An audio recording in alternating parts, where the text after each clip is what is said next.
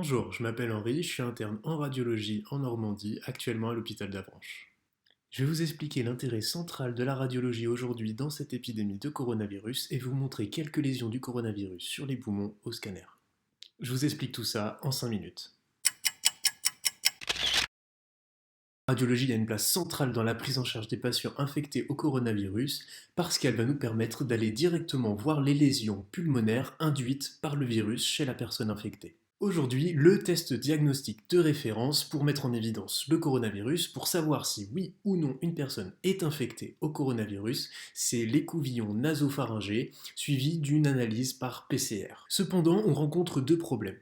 Aujourd'hui, l'écouvillon nasopharyngé vient à manquer et on ne peut plus se permettre de le faire à tout le monde. Par exemple, dans mon hôpital et dans d'autres hôpitaux, on ne réserve l'écouvillon nasopharyngé qu'aux personnes ayant des signes graves et le personnel soignant suspect d'infection au coronavirus. Le deuxième souci, c'est que le test nasopharyngé n'a une sensibilité diagnostique que de 70%. Ça veut dire que si vous êtes bel et bien infecté par le coronavirus, vous n'avez que 7 chances sur 10 d'être dépisté positif avec le test nasopharyngé. C'est là qu'intervient le radiologue, parce que le scanner est à la fois disponible et lui a une sensibilité diagnostique de 97%. Quand réaliser le scanner? Selon la SFR, la Société française de radiologie, il se profile trois grandes indications.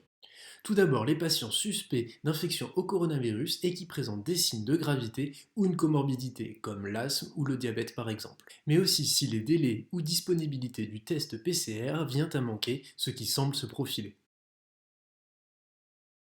Comment ça se passe le scanner chez un patient suspect d'infection au coronavirus? Je vous explique tout ça en images.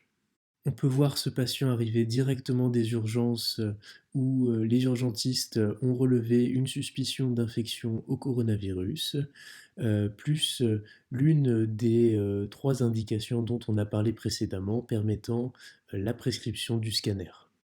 Le patient est installé sur la table de scanner par l'aide-soignante des urgences et le manipulateur radio qui sont bien habillés comme le protocole d'hygiène l'exige. Le patient ici est soigneusement attaché au niveau du torse avec une contention car il s'agissait d'un patient confus, agité et qu'il est nécessaire d'avoir une acquisition sur son thorax la plus nette possible. D'ailleurs, il s'agit là d'une réelle difficulté puisque pour un patient suspect de coronavirus, il nous faut des acquisitions sur le thorax en apnée. Or, il s'agit d'un patient qui est dyspnéique, qui a du mal à respirer et qui bien souvent a une toux, donc c'est assez compliqué. Bien souvent, il faut recommencer l'acquisition pour avoir des images les moins artefactées possibles. Ici, un second manipulateur en radiologie va faire l'acquisition des images sur le thorax du patient. Cela représente 400 à 600 coupes qu'on peut voir défiler en temps réel ici pendant l'acquisition du scanner.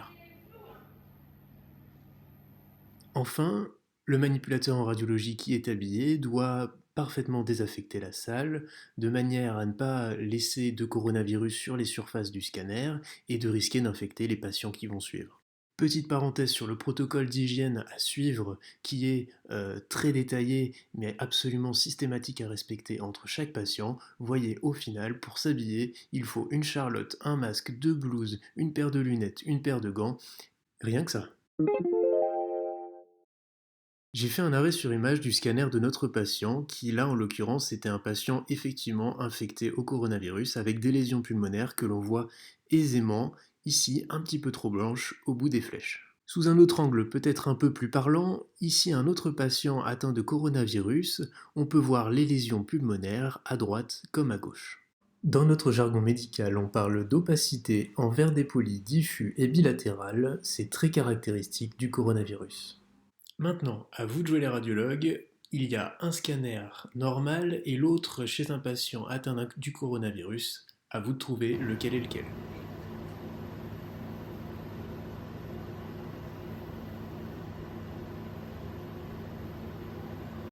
Effectivement, à droite.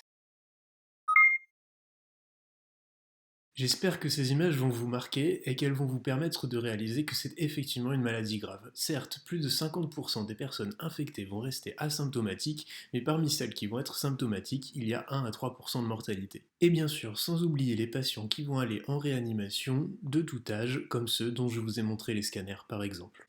Merci d'avoir regardé cette vidéo, j'espère que vous avez appris des choses et surtout, restez confinés.